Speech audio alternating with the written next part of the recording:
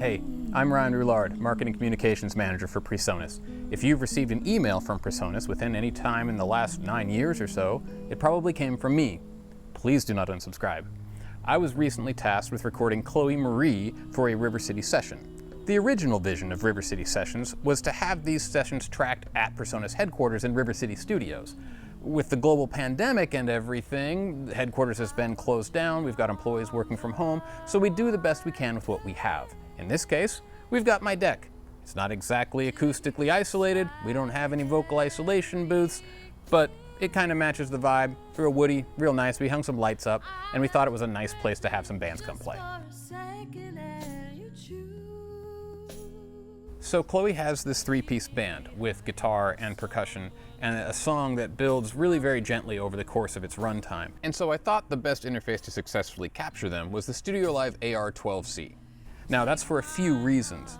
First of all, it's portable. I didn't have to pull anything out of a rack. I just grabbed it out of the house and set it up and we were good to go. But the main thing is that dynamics I was talking about.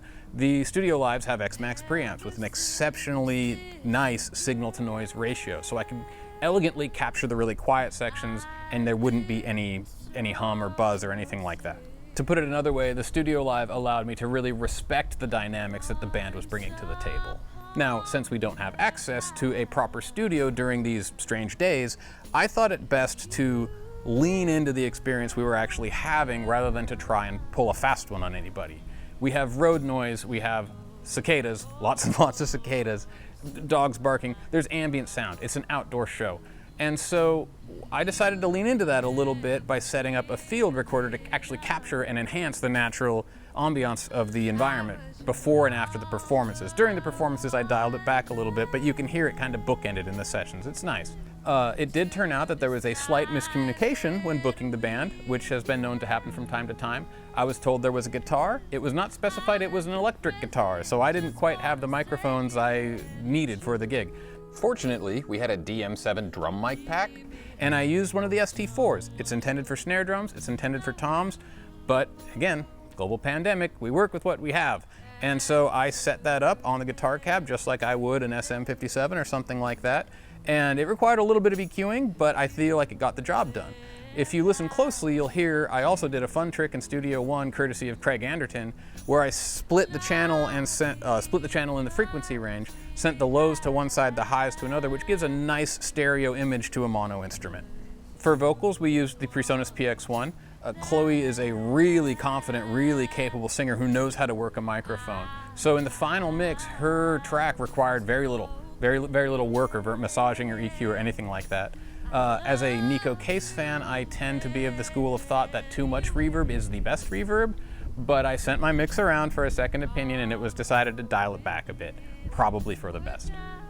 The percussionist for this session was kind enough to bring the world's loudest hi-hat and tambourine combination. I wish I had mic'd it a little closer, and I wish I had positioned Chloé a little further away from the percussionist.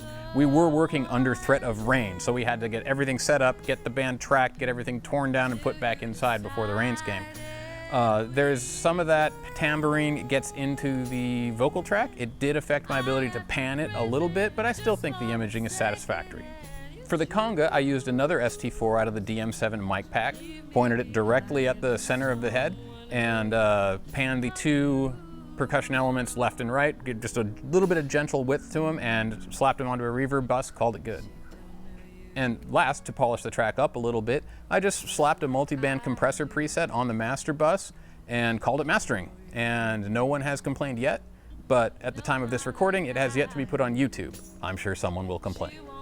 Anyhow, that's about all I have to say about the Chloé Marie session. It went very well. I'd like to thank the band for doing an incredible job. I think they banged it out in 2 takes, and the first one we didn't keep because of wind. Yeah, absolute professionals. Really, really glad to have them over. They show up on time. Awesome. And so again, check out the StudioLive AR12c. They are currently in stock at the time of this recording, and we'll see you for the next River City session.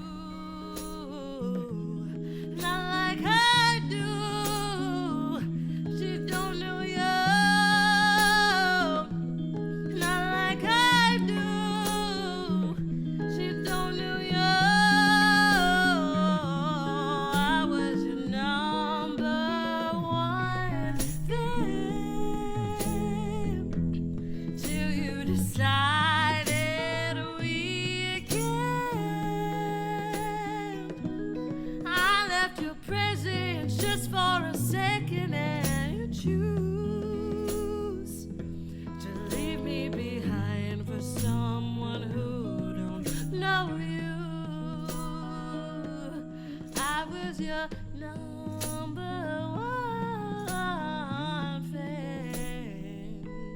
I was your number